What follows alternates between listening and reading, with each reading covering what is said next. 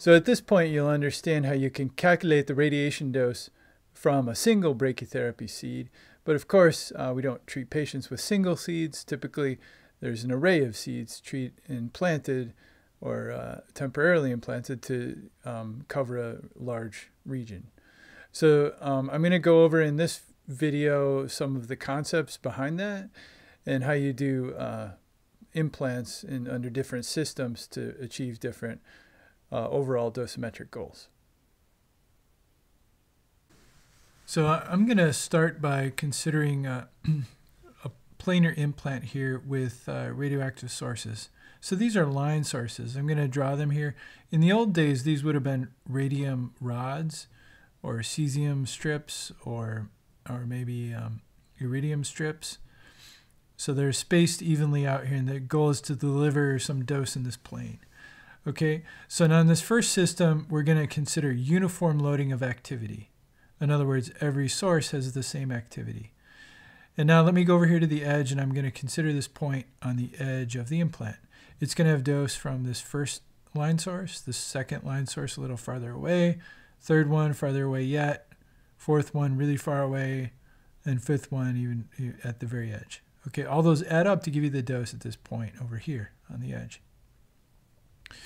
All right, now let's consider another point where we want to calculate dose in the center of the plane.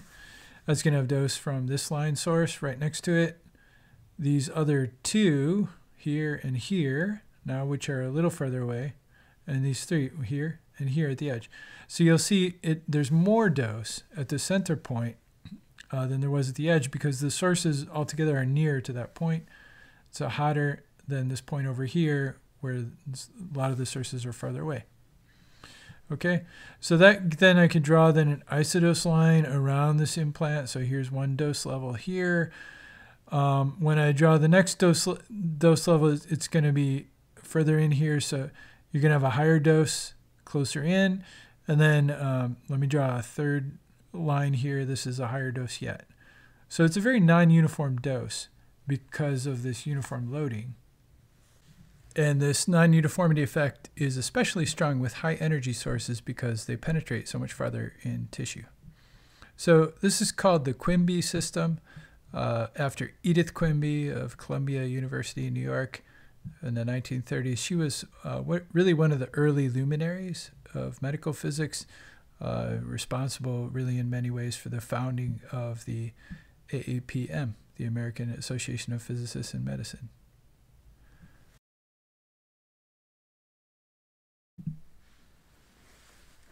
Now I'm going to consider an alternative system for such implants. This is called the Manchester system or Patterson-Parker system, also from the 1930s. So again, I'm going to draw out the line sources just like I did in the other system. In this system, there's sort of a recipe for the spacing of these line sources to get a uniform dose. They should be placed 1 centimeter apart. That's the appropriate spacing for a high energy source like a radium needle. And the loading of activity is different. We do what's called peripheral loading. So that means the activity on the peripheral sources, so these ones on the edge here, these are loaded with a different activity than the other sources. So for example, this one might be loaded with an activity of, let's say, 3 in some units. 3 over here, whereas the central sources in the middle be loaded with an activity of 1. And that acts to give you a more uniform dose through the plane. You can understand that if you look in the plane. Look at this point on the edge, let's see, over here, where I calculated dose before. Here I'm getting a high dose from the near source and a high dose from the far source. It acts to give a higher dose on the edge of the implant. And if I go in the middle, I also get a higher dose, so it's more evened out. And the goal of this system here is a uniform dose, and the specifications are that it should be plus or minus 10%. And you can achieve that. There are tables that you look up what the activity should be to get the right loading. So here I can draw a line through here, a dotted line. Look at this edge on. Then if I look at edge on, I see the sources as points.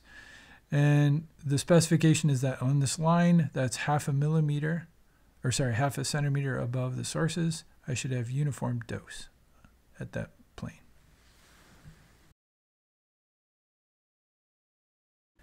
There's another system as well, the Paris system, developed in the 1960s, and I'm not going to go over that. But the important thing about all these systems to note is that they ignore the effects of filtration, scatter, and attenuation. So therefore, they really are only applicable to high energy sources because that's where you could ignore these type of effects more than like a source like iodine, for example. And then finally, just to be clear, these systems do not follow the dose formalism of TG43 that we talked about in the last video. They're more really of kind of historical interest, but they also bring up some important learning points about uniform dose, peripheral loading, the effective energy, and so on. So it's important to understand the concepts behind these. All right, so those are some of the basics of a simple implant, the planar implant. Let me leave you with some further references for reading. And in the next videos, we're going to move on into three-dimensional space to explore a 3D implant, and specifically one aimed at treating prostate cancer. All right, see you in the next video.